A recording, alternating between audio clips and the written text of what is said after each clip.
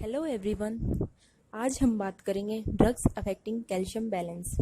बहुत सारी ऐसे हॉर्मोन्स हैं, फैक्टर्स हैं जो कैल्शियम के बैलेंस को अफेक्ट करते हैं, जैसे कि parathyroid hormone, vitamin D, calcitonin. ये तीनों ही हार्मोन मेनली कैल्शियम के लेवल को अफेक्ट करते हैं, प्लाज्मा कैल्शियम लेवल को। तो आज हम इस वीडियो में पैराथायरॉयड हार्मोन के बारे में डिस्कस करेंगे, इसको कवर करेंगे। तो पैराथायरॉयड हार्मोन को बात करने से पहले हम थोड़ा सा ब्रीफ इंट्रोडक्शन ले लेते हैं कैल्शियम के बारे में। कैल्शियम काफ़ी अबंडेंट अमाउंट में हमारी बॉडी में प्रेजेंट होता है, जैसे कि और एलिमेंट्स प्रेजेंट होते हैं, कार्बन, ऑक्सीजन, हाइड्रोजन एक्सेट्रा। वैसे ही कैल्शियम भी हमारी बॉडी में काफ़ी ज़्यादा अमाउंट में प्रेजेंट होता है। इसका 99% हमारी बोन्स में मिलता है और ये हमारी रेस्टिंग बॉडी में भी प्रेजेंट होता है, जैसे कि प्लाज्मा, ऑल टिश्यू और सेल्स वगैरह में। इसके काफ़ी इम्पोर्टेंट फिजियोलॉजिकल रोल्स हैं जो इसे डिफरेंट बनाते हैं, कह सकते हैं हम। इसके फिजियोलॉजिकल रोल्स है जैसे कि ये नर्व्स और जो मसल्स हैं हमारी, उसकी एक्साइटेबिलिटी को कंट्रोल करता है। जो सेल मेम्ब्रेन होती है उसकी परमिएबिलिटी, मतलब उसमें से क्या चीज़ें पास होंगी क्या नहीं होंगी, उनको भी रेगुलेट करता है ये। जो कैल्शियम आयन है वो मसल्स के कंट्रैक्शन के लिए और एक्सोक्राइन और एंडोक्राइन ग्लैंड से हार्मोन जो सिक्रेट होते हैं उनके सिक्रेशन के लिए भी रिस्पॉन्सिबल है। ये कैल्शियम है जो वो न्यूरोट्रांसमीटर के रिलीज के लिए भी एक मैसेंजर का काम करता है, मतलब कि ये इंट्रासेलुलर मैसेंजर है फॉर हार्मोन्स, ट्रांसमीटर एंड ऑटोकॉइड्स। जो हार्ट में इम्पल्स जनरेट होती है उनके लिए भी कैल्शियम रिस्पॉन्सिबल है। कैल्शियम डिटरमाइन करता है ऑटोमेटिसिटी ऑफ हार्ट। जो हमारे क्लोटिंग फैक्टर्स होते हैं वो कैल्शियम की हेल्प से बनते हैं, इसलिए हमारी क्लोटिंग की जो प्रोसेस होती है, कोगुलेशन होता है ब्लड का, उसके लिए कैल्शियम रिस्पॉन्सिबल है। अगर कैल्शियम का अमाउंट हमारी बॉडी में कम होगा तो हमारी क्लोटिंग की जो प्रोसेस है वो भी स्लो होगी और अफेक्ट होगी। जो हमारी बोन्स हैं और टिथ हैं उनका स्ट्रक्चर फंक्शन भी है, वो कैल्शियम से बनता है काफ़ी हद तक। ओके, अब हम बात करते हैं पैराथायरॉयड हार्मोन्स की। जो पैराथायरॉयड हार्मोन है इसका दूसरा नाम है पैरेट हार्मोन और इसे हम पीटीएस से भी डिनोट करते हैं। जो हमारा पैराथायरॉयड हार्मोन है वो रिलीज होता है पैराथायरॉयड ग्लैंड से। ये single chain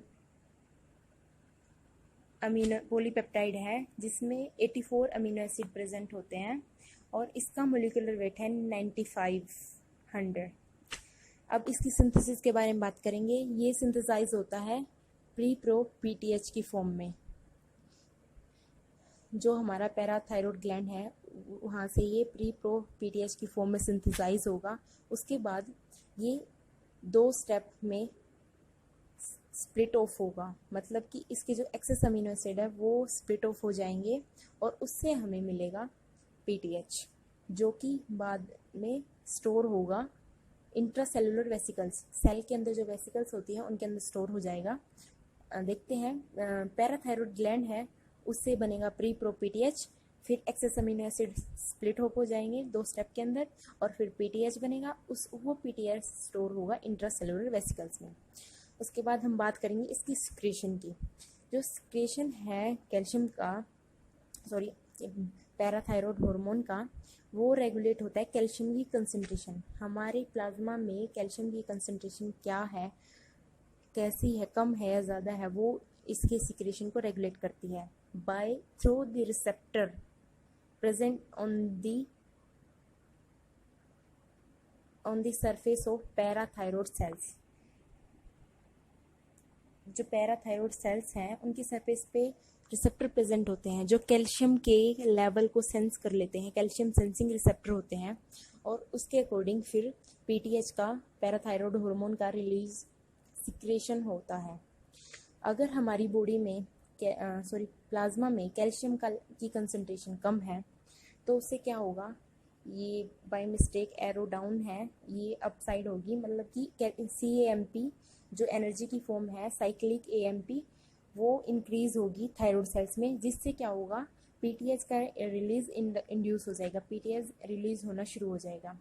and by increase calcium concentration in plasma release of PTH inhibited. अगर हमारे प्लाज्मा में कैल्शियम की कंसंट्रेशन बढ़ गई है तो उससे क्या होगा, PTH का रिलीज इनहिबिट हो जाएगा, उसका सिक्रेशन इनहिबिट हो जाएगा। और जो एजेंट CMP को इंक्रीज करते हैं उनकी वजह से भी PTH रिलीज होता है। नेक्स्ट है फोस्फेट। जो फोस्फेट की कंसंट्रेशन है वो भी अफेक्ट करती है PTH की सिक्रेशन को, वो इनडायरेक्टली इफेक्ट करती है, वो कैल्शियम की कंसंट्रेशन को अल्टर करेगी और उससे फिर क्या होगा, PTH सिक्रेशन होगा। उसके बाद हम बात करते हैं actions of PTH। Parathyroid hormone के क्या क्या एक्शन है। इसका सबसे मेन एक्शन यही है कि ये कैल्शियम के लेवल को इंक्रीज करेगा प्लाज्मा के अंदर। अगर हमारे प्लाज्मा में कैल्शियम का लेवल कम है तो उसको बढ़ाएगा ये। वो कैसे कैसे बढ़ा सकता है, बोन्स में से एब्जॉर्ब कर लेगा, किडनी में से बाहर नहीं जाने देगा, उसको रीएब्जॉर्ब कर लेगा। ऐसा नहीं कि वो जितना भी हम कैल्शियम ले रहे हैं अपनी डाइट में वो सारा किडनी में से फिल्टर हो गए यूरिन में पास आउट हो जाए, वहाँ से किडनी में से ये रीएब्जॉर्प्शन करवाएगा कैल्शियम का। जो इंटेस्टाइन है वहाँ से मैक्सिमम एब्जॉर्प्शन करवाएगा कैल्शियम का, ताकि प्लाज्मा में कैल्शियम का लेवल बढ़ सके। तो सबसे पहले बोन में क्या होता है, ये कैल्शियम का रीएब्जॉर्प्शन करता है। जैसे बोन्स कैल्शियम से मिलकर बनी होती हैं, तो कैल्शियम अगर हमारे ब्लड में कह सकते प्लाज्मा में कैल्शियम का लेवल कम है तो वहाँ से ये कैल्शियम को रीएब्जॉर्ब करेगा। और ये इसका मोस्ट प्रोमिनेंट एक्शन है पैराथायरॉयड हार्मोन का। और जो PTH है वो बोन की फॉर्मेशन को भी इंक्रीज करता है। अगर हम बीच में कभी कभी लो डोज में PTH को देते हैं तो उससे क्या होगा, बोन फॉर्मेशन भी होती है। उसके बाद बात करेंगे हम किडनी की। किडनी क्या करेगी, जो DCT है डिस्टिल कन्वोल्यूटेड ट्यूब्यूल, वहाँ से कैल्शियम का रीअब्जॉर्प्शन करवाएगी, इंक्रीज करवाएगी। और जो पैराथायरॉयड हार्मोन है वो कैल्शियम का एक्सक्रीशन जो हो रहा है किडनी में से उसकी मूवमेंट टू मूवमेंट रेगुलेशन करके रखता है। ऐसा नहीं कि ज़्यादा निकल जाए या कम निकल रहा है, वो प्रॉपर रेगुलेशन करके रखता है कैल्शियम के एक्सक्रीशन की। उसके बाद हम बात करेंगे इंटेस्टाइन की। इंटेस्टाइन पे PTH कोई डायरेक्ट इफेक्ट शो नहीं करता कैल्शियम के एब्जॉर्प्शन के लिए, बट वो इनडायरेक्टली क्या करता है, वो विटामिन D की जो फॉर्मेशन है ना, विटामिन D की जो एक्टिव फॉर्म है, उस विटामिन D की एक्टिव फॉर्म को हम कैल्सिट्रायोल भी बोलते हैं, तो उसको एनहांस करता है, जिससे क्या होता है, वो विटामिन D कैल्शियम के एब्जॉर्प्शन को इंक्रीज करेगा इंटेस्टाइन में। उसके बाद हम ये डायग्राम देख लेते हैं। इसमें क्या है, ये मैकेनिज्म ऑफ एक्शन है PTH का, कि PTH हमारा कैसे काम करता है बोन्स में। मेनली जो PTH है वो PTH जो सेल्स होते हैं बोन्स के अंदर, मेनली 2 टाइप के सेल होंगे जहाँ पे ये काम करेगा PTH हमारा, ओस्टियोब्लास्ट और ओस्टियोक्लास्ट। ओस्टियोब्लास्ट का काम होता है बोन की फॉर्मेशन को करना, और ओस्टियोक्लास्ट का काम होता है बोन की फॉर्मेशन, बोन्स को ब्रेक डाउन करना, रिमूव करना। तो जो PTH है वो ओस्टियोब्लास्ट पे काम करता है, क्योंकि PTH ओस्टियोब्लास्ट पे काम करेगा, वहाँ से एक फैक्टर निकलेगा रेनकल, आपको दिख रहा होगा ये रेनकल, जो कि ओस्टियोक्लास्ट का प्रिकर्सर है ना, जो उसके ऊपर प्रिकर्सर के ऊपर रैंक एक साइट होती है, उस पे जाके अटैच होगा।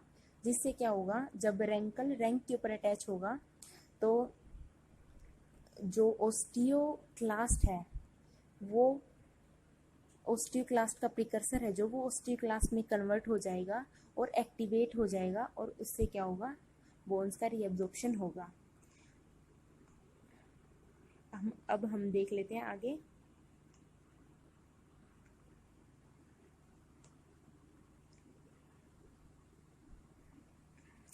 Mechanism action. सबसे पहले पीटीएच क्या करेगा, पीटीएच रिसेप्टर पे काम करेगा और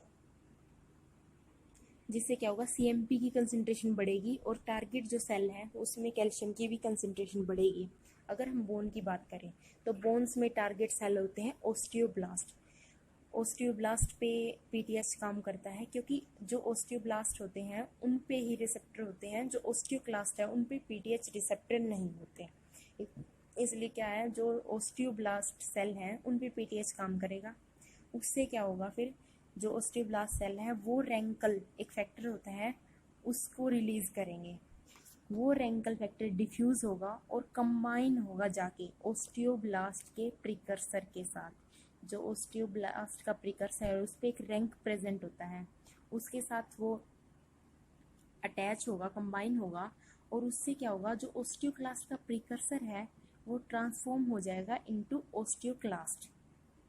और उससे उसके बाद क्या होगा, जो ओस्टियोक्लास्ट से एक्टिव ओस्टियोक्लास्ट बनेगा जो कि बोन रिमॉडलिंग यूनिट है। बोन रिमॉडलिंग यूनिट वो होती है जो बोन्स की फॉर्मेशन से पहले उसको रिमूव करती है, उसको ब्रेक डाउन करके न्यू बोन फॉर्मेशन के लिए तैयार करते हैं। जिससे में क्या होगा, बोन रिजॉर्प्शन होगा। रिजॉर्प्शन में से क्या होगा, कैल्शियम निकाल लेंगे हम। उसके बाद आगे है बोन रीअब्जॉर्प्शन हो गया हमारा। उसके बाद क्या होगा, रिमोल्डिंग पिट। जैसे हम कोई भी बोन्स है अगर हम उसमें से कुछ निकालेंगे, जैसे हमने उसमें कैल्शियम निकाला, जब बोन रीअब्जॉर्प्शन हुआ तो उसमें गड्ढा बन जाएगा, पिट। और उस पिट, वो पिट बन गया, हमारा रीअब्जॉर्प्शन हो गया जो हमारा मेन पर्पस था। जिससे रीअब्जॉर्प्शन से क्या होगा, हमें कैल्शियम मिल जाएगा, कैल्शियम फिर प्लाज्मा में जाएगा और प्लाज्मा में कैल्शियम की कंसंट्रेशन बढ़ गई। अगर अब इसके बाद हम बात करते हैं तो जो पीटीएच है वो बोन को ब्रेक डाउन भी करता है, लेकिन अगर हम उसे बीच में कभी कभी दे और लो कंसंट्रेशन पे दे तो वो बोन की फॉर्मेशन भी करता है, नई बोन भी बनती है उससे।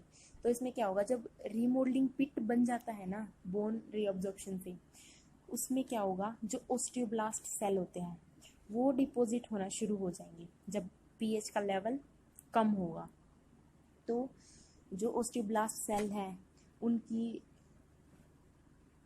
वो डिपॉजिट होना शुरू हो जाएंगे। जो ओस्टोइड है, ओस्टोइड एक ऑर्गेनिक मैटर होता है, वो डिपॉजिट होना शुरू हो जाएगा और जिससे कि न्यू बोन फॉर्मेशन होगी। अब नीचे देखते हैं, when PTH level present continue, अगर पीटीएच का लेवल कंटिन्यूसली प्रेजेंट है तो बोन में रिजॉर्प्शन होगा, मतलब बोन में से कैल्शियम निकलेगा और वो जाएगा फिर हमारा प्लाज्मा में। अगर पीटीएच एक्सपोजर इंटरमीडिएटली, अगर हम पीटीएच का एक्सपोजर देते हैं इंटरमीडिएटली और लो डोज में, तो इसकी अपोजिट इफेक्ट होगा। अपोजिट इफेक्ट मतलब उसमें से कैल्शियम निकलेगा नहीं, उस पर डिपॉजिट होने शुरू हो जाएगा। इसमें क्या है, पीटीएच है जो वो जब हम उसको लो डोज में देंगे और इंटरमिटेंटली देंगे तो उससे प्रोलिफरेशन और डिफरेंशिएशन होगी प्री ओस्टियोब्लास्ट। जो प्री ओस्टियोब्लास्ट सेल हैं वो ग्रो करेंगे, प्रॉपर डिफरेंशिएट होंगे और जो ओस्टियोइड मैटर है, ओस्टियोइड एक ऑर्गेनिक मैटर होता है जो बोन की मिनरलाइजेशन से पहले डिपॉजिट होना शुरू होता है, तो ओस्टियोइड की डिपोजिशन होगी और इससे न्यू बोन फॉर्मेशन होगी। Okay, thank you.